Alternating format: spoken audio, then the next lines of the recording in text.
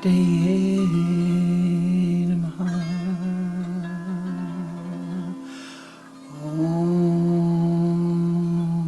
Aim Saraswataye Namaha.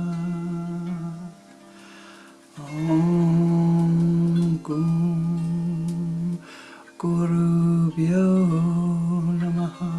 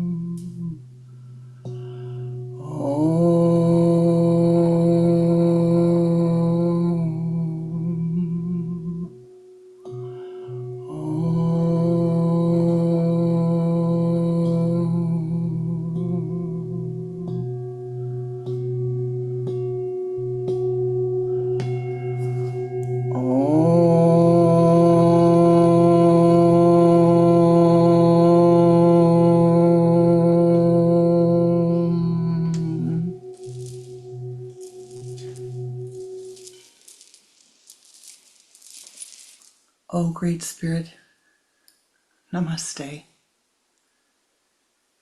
Saints and sages of all times, of all places, Namaste. O ye pathmakers of old, Namaste. O ye beings of the air, the earth, the fire, the water, the ether, Namaste. Most beloved and precious Ishtadevata, in all of thy names and all of thy forms,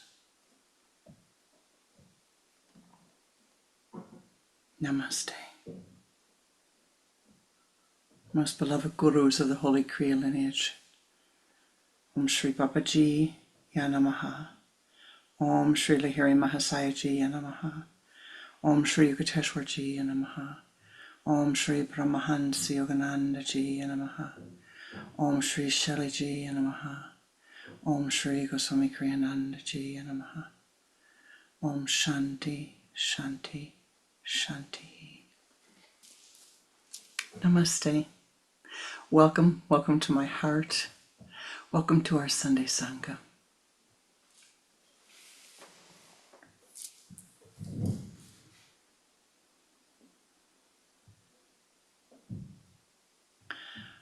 Once upon a yogi time in northern Minnesota, in the United States, there lived a woman, born in the country, educated in the country, raised in the country. And she moved to the big city. And one day, after she had been living there many, many, many years, she was in a restaurant. And she hears a child speaking French. The child is 3 years old, 4 years old. And she turns to her children and says, "Can you imagine that? Listen to that. How could a child so young be speaking French?" Children all looked at her kind of, well, Mom, it depends on what you've been taught, how you've been raised, what your parents spoke. And after time, the children realized it wasn't what the mom was saying. What she was saying is that she herself had never learned another language. And she was so amazed that this child could speak French. And then to see a moment later the child could speak English. It was a new thought for her that it was possible to have multiple ways of communicating, multiple sound patterns coming out of the mouth. It was a new thought. Now, what that will do for her in her next life, I don't know, but it was a new thought, a new thought.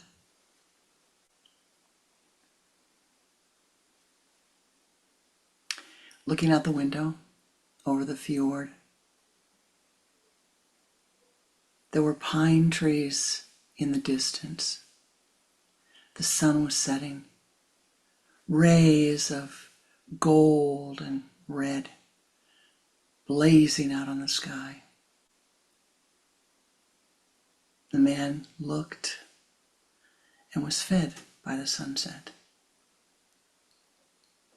And all of a sudden, crawling up the window was a spider who stopped to gaze upon the sunset. And for the first time, the man thought, the spider's looking at the sunset. I'm looking at the sunset. Is the sunset looking at us? What do those trees feel when they see us gazing upon them? Are they gazing back upon us?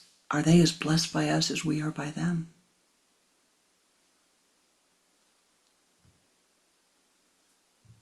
There was a young woman hiking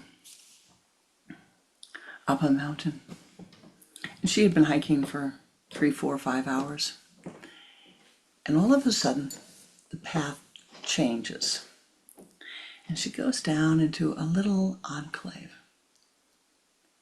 And as they stop and look out on the enclave, there is nothing but pine trees. As far as you can see, pine trees and the sky. Nothing but pine and the sky. And as she bowed to them, she felt for the first time they were bowing back to her.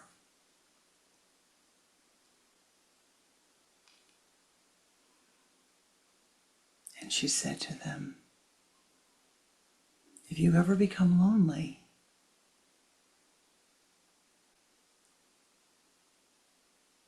remember this moment. How much I appreciate you. And they radiated and echoed back. If you ever become lonely, remember this moment and how much we appreciate you.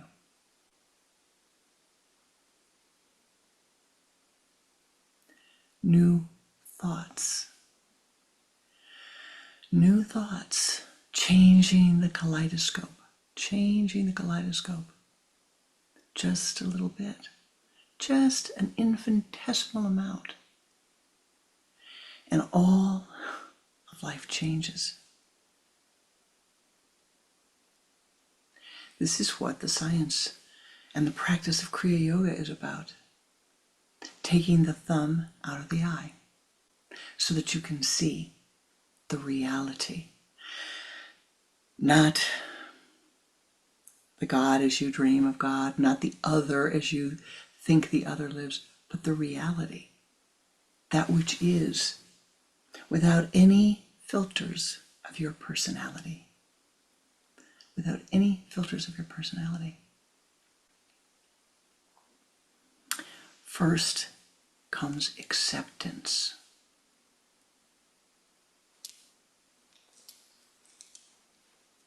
A willingness, if you will, to see. Just say, oh, isn't that interesting? All of the things you say, all of the things you see, isn't that interesting?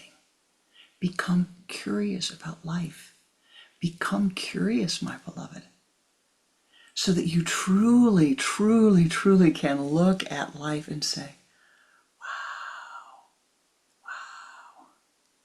wow, Wow. Isn't that interesting?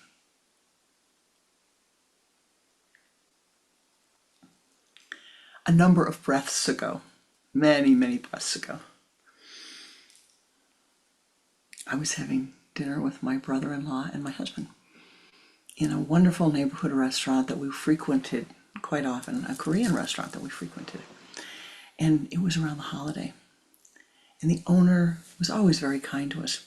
And he came up as we were leaving and he said, "You must try this delicacy. We have this only for the holiday." And it looked like little cookies. They were little round balls. And so we thought that they were perhaps rum balls or some sort of rolled cookie. We each take one and put it on a little napkin and we, he says, "Please, take it with you." So we walk outside and we take a bite of it. Unbeknownst to us, the delicacy was a fish fat that had been rolled in something that tasted like, to our palates, dust. Well, it didn't go down so easily. Let me just say that it didn't go down so easily. And yet it caused all of us to stop and say, he had a whole platter of these. He didn't give them to us because he thought that it was going to make us uncomfortable. He gave them to us because this is special to him. What is so special about it? Maybe we should learn what is so special about this, that we don't have the palate yet to absorb it. And how do we get the palate to absorb it? How do we learn to absorb it? How do we learn to see the other rather than criticizing or throwing out or spitting out or whatever what the other brings to us? Some people have the excellent karma of learning languages when they are very young. One of the seminarians was telling me that she had learned Sanskrit in grammar school. Grammar school, I learned French in grammar school. I didn't learn Sanskrit. An error in incarnational patterning on my part and good patterning on her part. We need to be able, you and I need to be able to put our egos aside. Now, that's not so easy to do, truthfully. It's really not. So where do you begin? You begin by saying, follow the great Shin Ming, which says, let go of your attachment to your preferences. I love that. It doesn't say let go of your preferences, thank goodness. It says let go of your attachment to your preferences. It doesn't say you have to let go of your attachment to your preferences forever. Just let go of your attachment to your preferences. Just let go. Open the hands, let go. And you begin this through practice. Really, it is practice. It can be done every single day. You've gotten into a habit, you sit in a certain place in the room.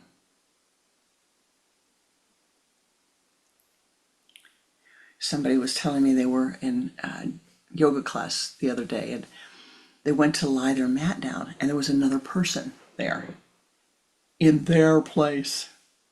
I said, "Oh, what did you do?" She said, "I became very upset." And I said, "Well, this is my place." And then she said, I went, "Oh my goodness. The whole studio is open and I'm upset because she laid her mat where I usually lay my mat." So what's the practice? The practice is to say, you walk in the room, somebody's laid their yoga mat down where you usually go, where you prefer to go. Let go of your attachment and find someplace else to be equally as comfortable. And let go of the criticism of the other person. Let go of criticizing them. You don't have to criticize them. You don't have to think, well, they should have known that this was my place. Neti, neti, neti. Let go of that thought. Let go of it.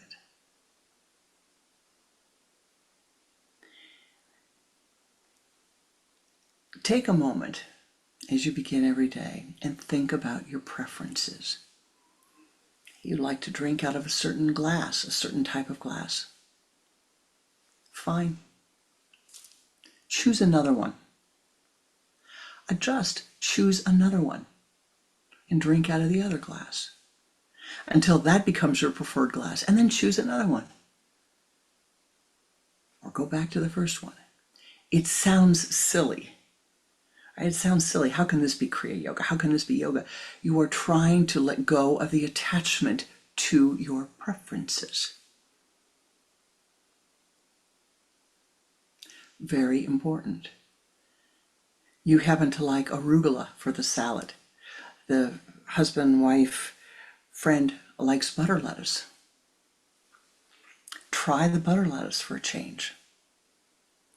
And when you eat it and the mind says, I really wanted arugula, neti, neti, neti, I'm going to be present in this and enjoy this and not grouse up here, not complain, Oh, I didn't really want Swiss cheese. I wanted cheddar cheese. And as you start to be aware of your preferences, it is astonishing. It is absolutely astonishing. The mind decides it wants something. It likes this, The mind, I like this.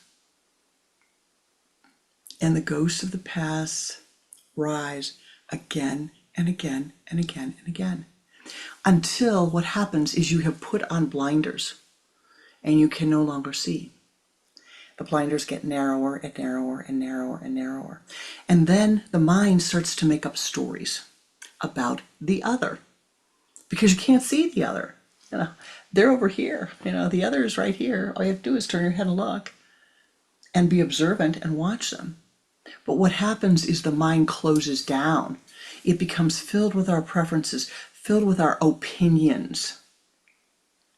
Do you know it is not necessary for you to have an opinion about everything? I know that's very hard to believe, but you do not have to have an opinion about everything. Your mind wants to have an opinion about how that shirt looks on the fellow walking into the room. You're at the office and somebody comes in an outfit that you don't like. Your mind has to have an opinion about it. The sadhana for me, one of the sadhanas in this regard for me is my mind really has a visceral reaction to seeing people wearing jeans that have been torn. When I know that they have paid very good money to buy these jeans that have tears. And when I know that there are people in the world who are wearing clothes that have rips in them because they have no alternative. But what's the sadhana? The sadhana is not to judge them. The sadhana is to say, well, isn't it interesting, mind? Here you go. Once again, you see it and you judge it.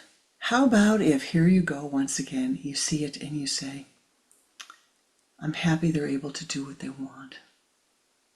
I'm happy they're able to do what makes them happy. How about if you stop and be happy for the other? And let go of your preferences that they don't wear jeans that are torn. The mind has to be retrained. This is what we do in all of the yoga practices, is to retrain the mind, to let go of the ego preferences and retrain the mind so that you can see and think the new thought. The thought that, oh, the spider is looking out over the fjord and those pine trees and that sunset. Wow. I wonder if the sunset is looking back at the spider. If the trees are looking back at the fjord, if the water's looking back at the spider and at me. And what about the wood framing the window? What is that doing? Is that looking at me and back at me? If I'm a part of life, how is life looking? And your mind begins to expand and expand and expand and expand. Incorporating into your daily life the practice of neutralizing your preferences, letting go of your attachment to your preferences, is a vital practice of Kriya Yoga, and very easy. And you can see the examples I've given you that you can easily go to many, many different thought patterns, many different activities in your life, and use them as sadhana, as spiritual discipline. Make a vow when you are leaving the house. I'm going to watch my mind. And any time it jumps in to opine upon something, I'm going to quiet it. Neti, neti, neti. I do not have to opine on everything. You do not have to have an opinion about everything.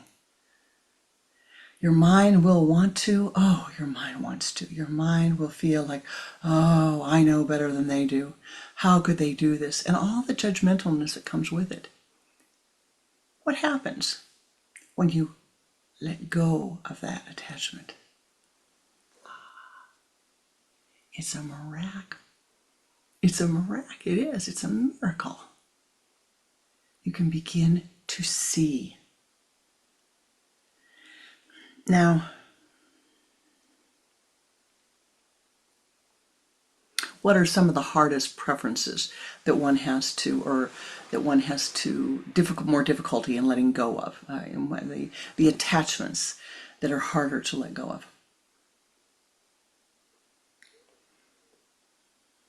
The first is the desire to be accepted by others. And the desire to be accepted. If you have a brother or a sister who's been unusually cruel to you your whole life, get out your horoscope and say, oh, I wonder what my relationship with them is. Why is this? And why do I keep beating my head there?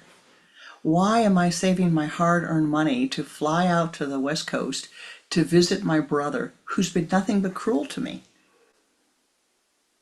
Why would I do that to myself? And then everything I've worried about comes true. He was nasty, he was mean, he was cruel. My perception. He was nasty, he was mean, he was cruel. But the real question is, why was I so attached to the idea of getting his approval? Even when there was decades and decades and decades of proof that that was not going to manifest. Why did I insist on it?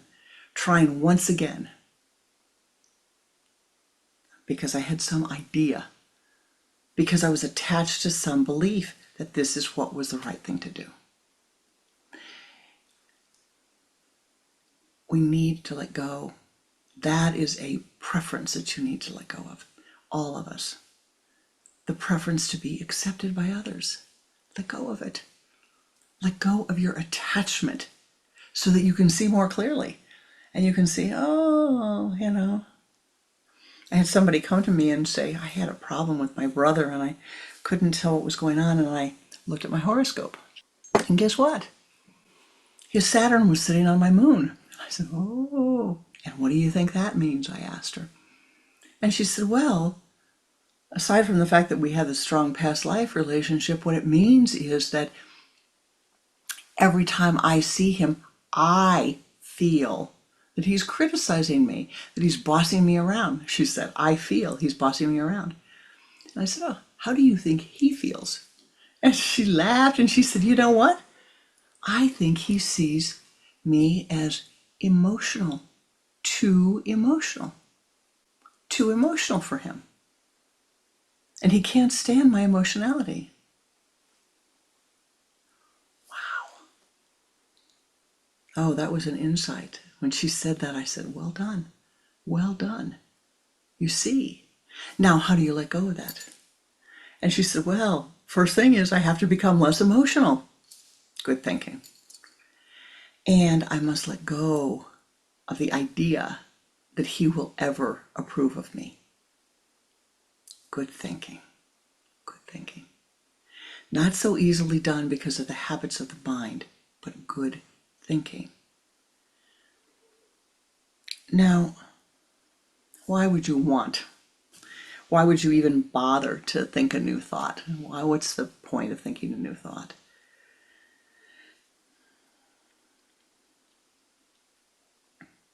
This practice is actually one that my guru, Swami Kriyananda, spoke about quite frequently. In the early years of my discipleship, he really emphasized the importance of being able to think a new thought. You break the karmic patterns when you think a new thought. Break the karmic patterns. And so the simple ways that this is, I found it to be effective over the years, but this is the Kriya that he gave. Go to the movies. Oh, no, not the American movies. Go to any movie. Watch any movie in another language. Any movie. From Turkey, from Iran, from China, from Argentina, from France, from Italy, even from England, from India. Go to the movies. Listen to the other languages. It's fine to have the subtitles on so you read them in a language you can understand, but listening to the other language opens up a channel for you. You may see it in a language you understand, but listening, your horizon of awareness begins to expand. The second thing he always said is read in other languages, even if you don't understand them. I have in my library a microcosm of Kriyananda's library. Some books that came to me when he's transitioned. Books in Japanese, in Hindi, in French, in Spanish, Arabic, German, Italian, of course, a lot of Sanskrit. I know I'm missing some other languages there.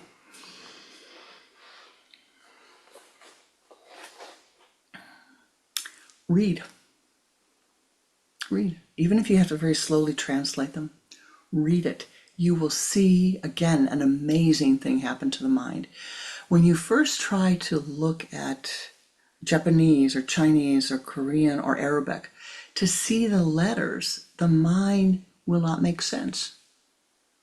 It will be very difficult initially to see, particularly even with Sanskrit. But as you begin to slowly study, you will see, there's another cadence here. My mind can see something differently here. It opens up, again, your horizon of awareness. You've watched films, you've listened to other languages. Eat the food of other cultures.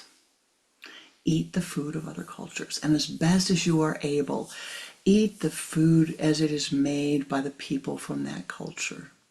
Not dumbed down, if you will, or softened for the American palate.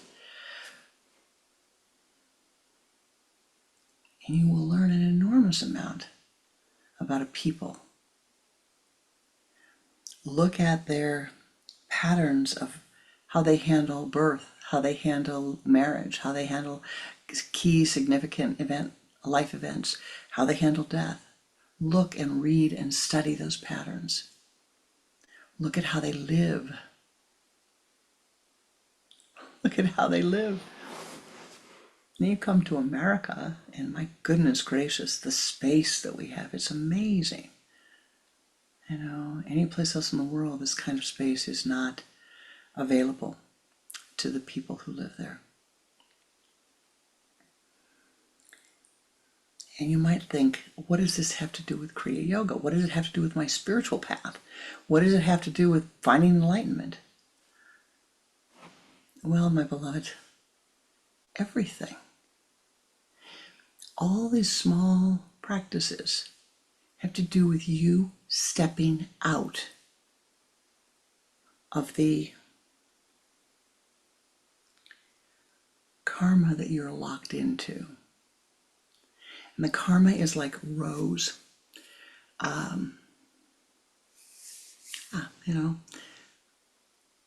Rows that are in the ground to plant, to seed.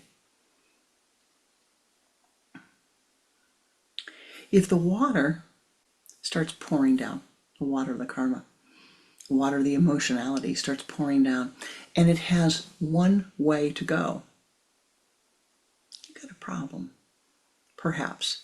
Sometimes there will be flooding because there's only one route to go. What we gain by all this study, all this practice, besides the joy of doing it, is I don't have just one way. I remember I saw somebody else did this. 2 ways. I saw this person did this. This is the way I've always done it. My mom's always done it that way. But this person did this. Now I've got 3 ways. The more you study, the more you put aside your preferences, your attachment to your preferences. And I think it's important. You don't have to like everything you're studying. You don't have to like the food. You don't have to like the films. You don't have to like the music. Listen to the music. It's amazing, the differences. You don't have to like the language, the way it sounds, but you will be amazed because you will. And the last thing that is really one of the most important is, if you can, travel.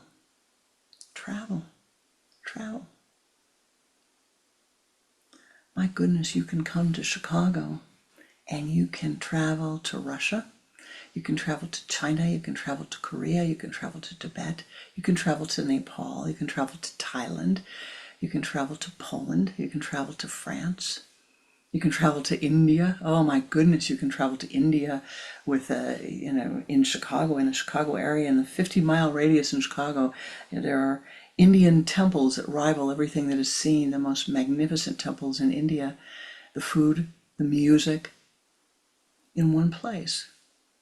There are other places in America that are like this. There are many other places in the world. Travel. Be open. Be open. I know. First time I was in India, I was there working, and I was wonderful. It was just grand. I was so wonderful. And about the 7th or 8th day there, one of the people said, I can't stand this. I need a hamburger. I was really taken aback. And that person went on for about 10 minutes about how they couldn't stand the food. They had to have hamburger. So one of the hosts says, well, we can go back to your hotel. I'm sure you can get a hamburger there. It'll be fine.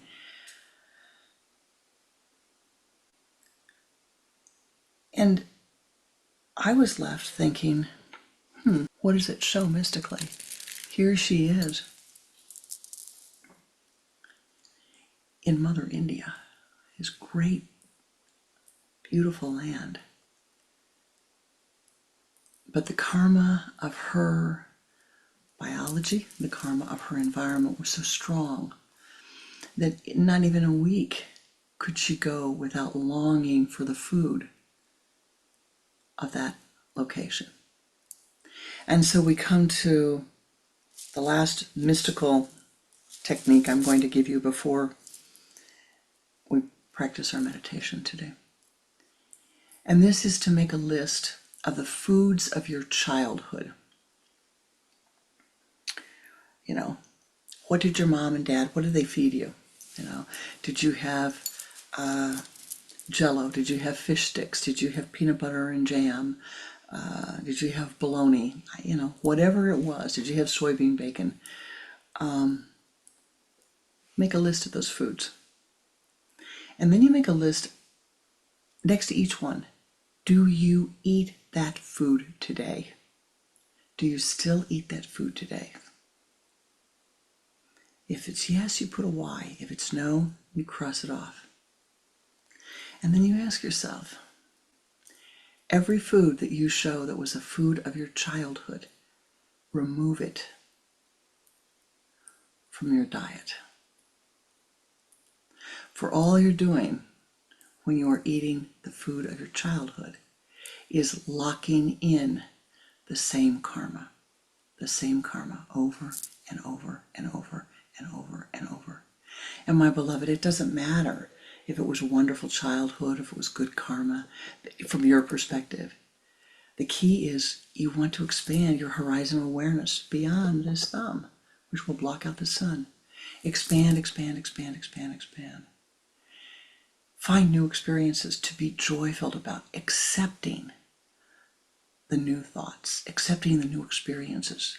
Be willing to accept them. Again, you don't have to like them, but try them. And the only way to do it is to make this practice a part of your life. Incorporate it into your life so that every day you try something new. You don't like it? Try it again. Become like the child trying something new for the first time. Become like the child trying something new for the first time. Find joy in your life. Find happiness in your life. Find equanimity in your life. And little by little, your life will transform. Little by little, you will see, I do have other options. I can be happy. It's raining out, but I can be happy. The thumb hurts, but I can be happy. Broke my toe, but I can be happy. Be thou content in this moment. Be happy in this moment. I assure you, if you want to be unhappy, the mind will allow that to occur in the future. But don't stick there. Do not allow the mind to remain unhappy. Find joy. Find happiness. And if you don't know how, look around you and see who is happy. Who do you see? And what are they doing? And cultivate. Watch them. Watch the people who are genteel, who are cultured, who are kind, who are compassionate, who are polite. And cultivate the same as they are. And in time, you will become that. You will be happy. You will find your enlightenment. You will find joy. Namaste, Ji.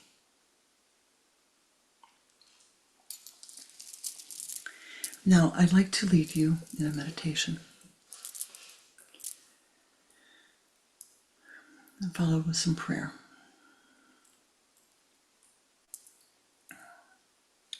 You have a great capacity within you. As you bring the emotions of your mind into a point of balance, you have the capacity to share your life energy, to help others through sharing your life energy.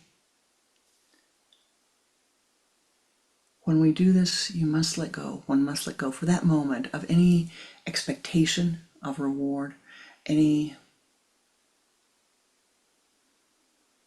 desire of an outcome, but simply offer your pranic energy, your life energy, to bless those in need. And my beloved, all who are here on the earth, we all have needs in one way or the other. But I tell you today, I'm saying this so you hear me, you have the capacity to offer your blessings to the world. You can be. You are a blessing. Let us meditate together. Sitting with your spine erect,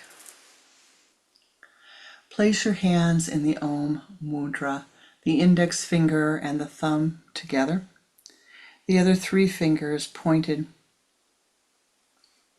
towards your spinal column. And turn your head to the left, exhaling twice. Bring the head back to the center and begin to watch the breath. Feeling the inhalation, the hold, and the exhalation.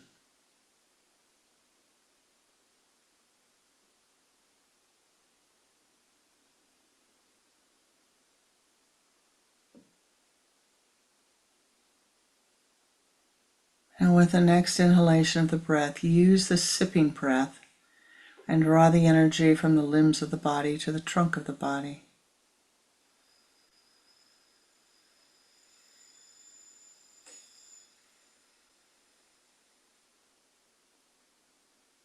Move the energy from the trunk of the body to the spinal column.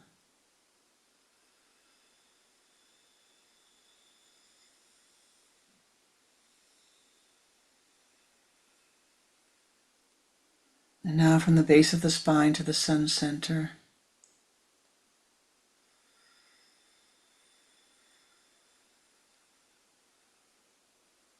Move that energy as a golden ball of light out in front of you. Expand that ball of light and sweep around your body, going counterclockwise 3 times, encasing your entire being in golden light.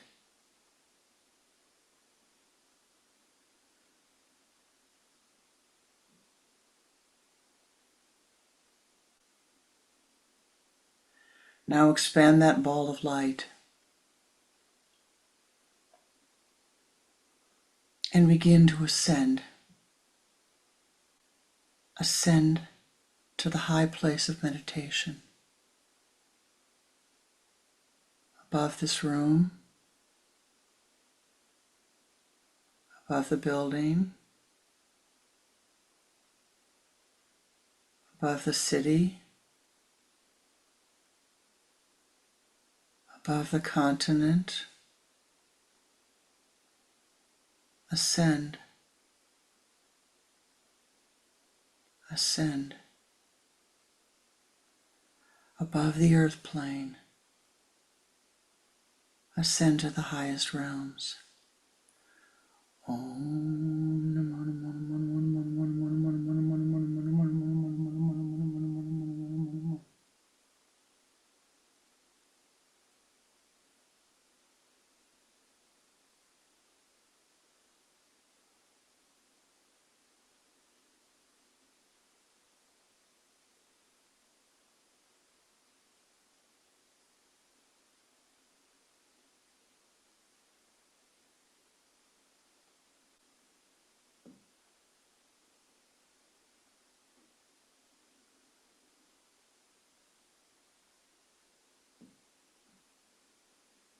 Attaining the high place of meditation,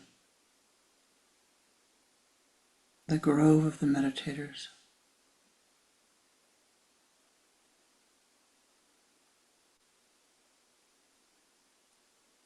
Turn around and be comfortable in your meditation.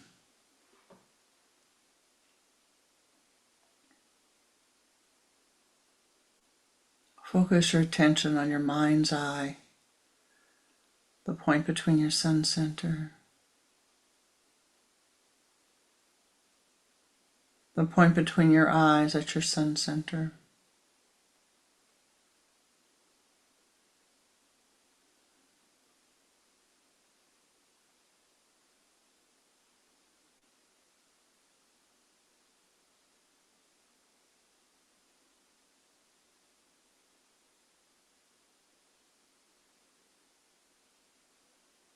At your mind's eye, bring forth the most beautiful form of life to you at this very moment.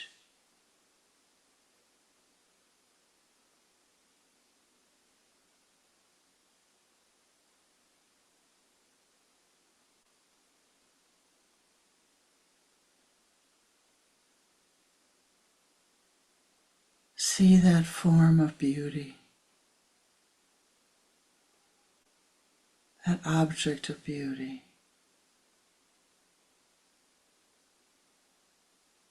Focus your mind's eye upon the beauty.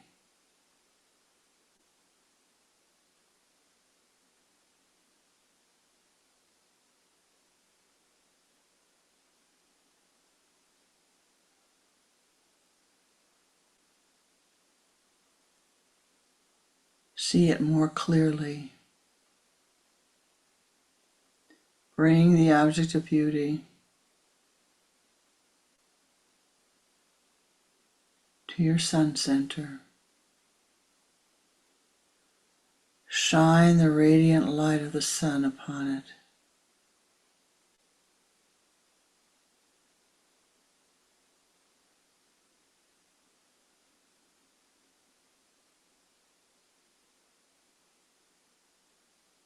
Feel the object of beauty.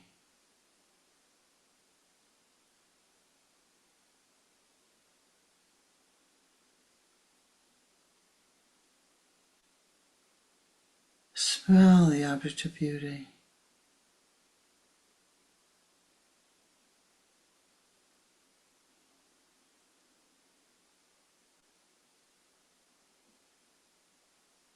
Hear the sound of the object of beauty.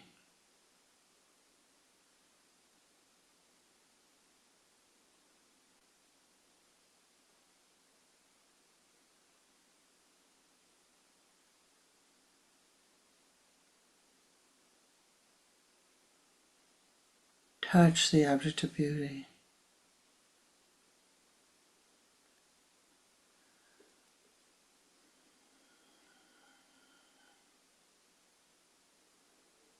Draw that object of beauty directly into your sun center, directly above your spinal column.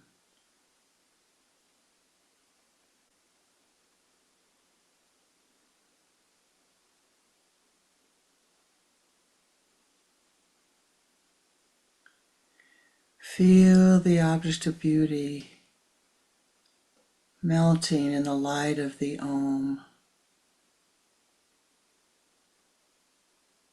Allow the object of beauty to melt into the golden dewdrops of Om, melting through your spinal column,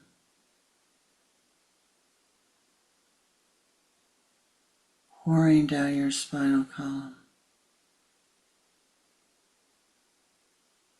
becoming one with the light of Om.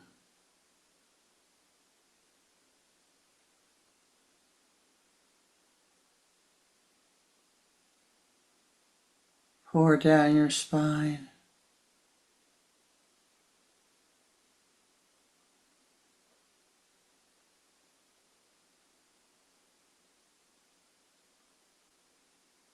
Through the trunk of your body.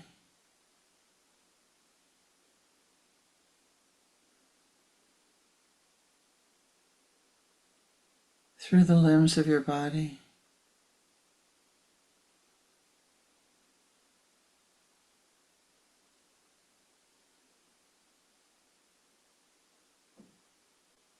The beauty radiating through you, one with the light of Om.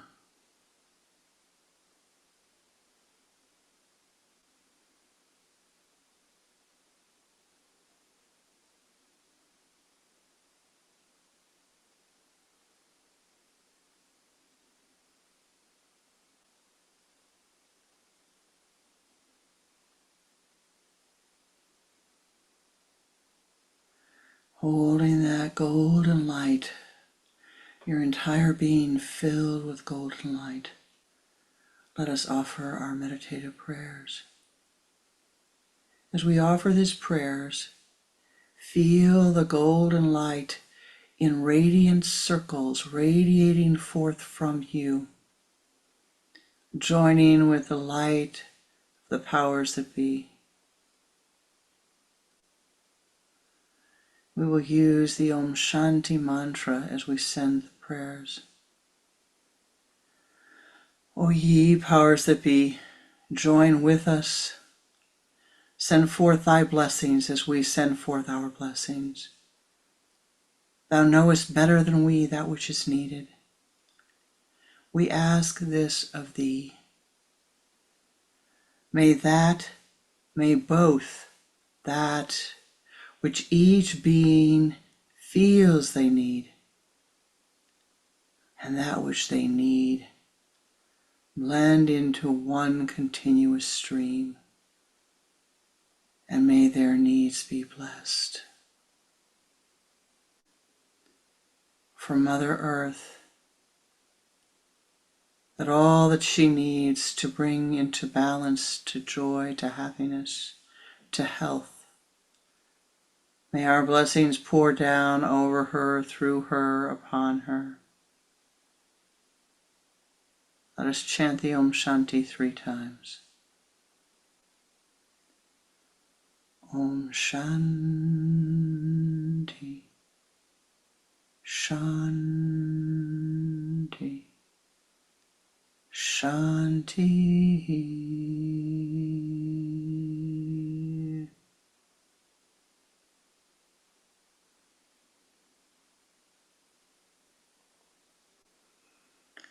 For all of those who are living with water insecurity, with food insecurity,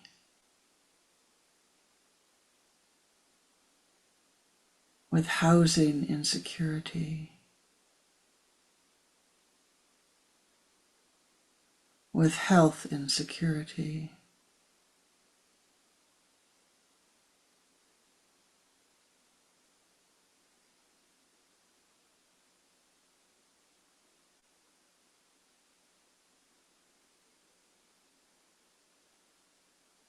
Om Shanti,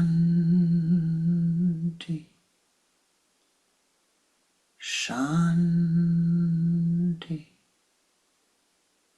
Shanti. 2 more times. Om Shanti, Shanti, Shanti. Om Shanti, Shanti, Shanti.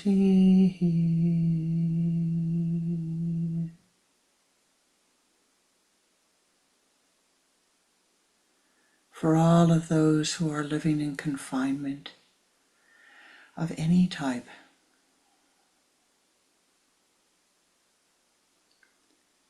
may they be freed. May all beings be freed from the confinement of our karmas.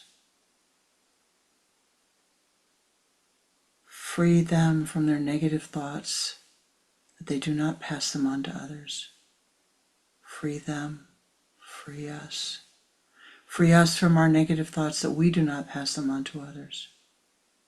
Free us, free them. Om Shanti,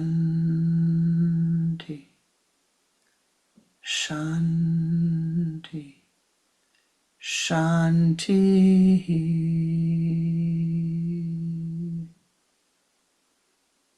O ye powers that be, pour forth thy blessings. Join with us as we send our blessings. Thou knowest better than we that which is needed and where it is needed. We call upon thee to soften the karmas. O ye powers that be, may we see the other. May we know when we are seeing their karma and not the beauty of their soul. May we see the radiant light within each being. May we bow to the divine within each soul and know that we are a part of that. Om Shanti, Shanti, Shanti. Om Shanti, Shanti, Shanti. Om Shanti, Shanti, Shanti.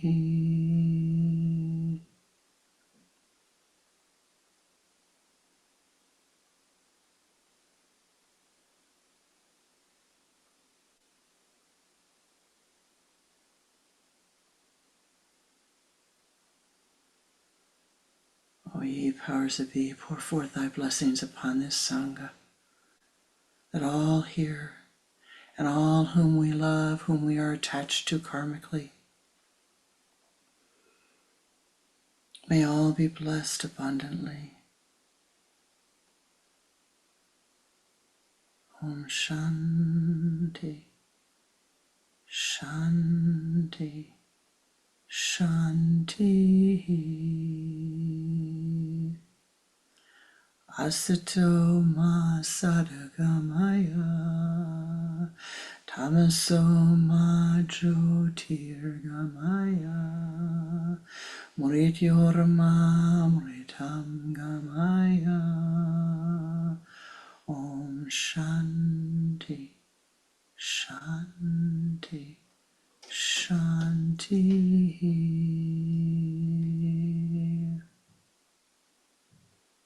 For all of those souls who are leaving this incarnation, may they remember their goodness. May they hold on to that goodness, to those good deeds as they transition. Om Shanti, Shanti, Shanti.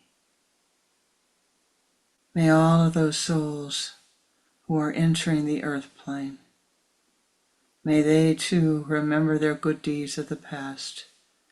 May they bring that goodness forth. May their new life be ever more harmonious. Om Shanti, Shanti, Shanti. Asato ma sadagamaya, tamaso ma jyotirgamaya, mrityorma mritam gamaya. Om Shanti, Shanti, Shanti. Om.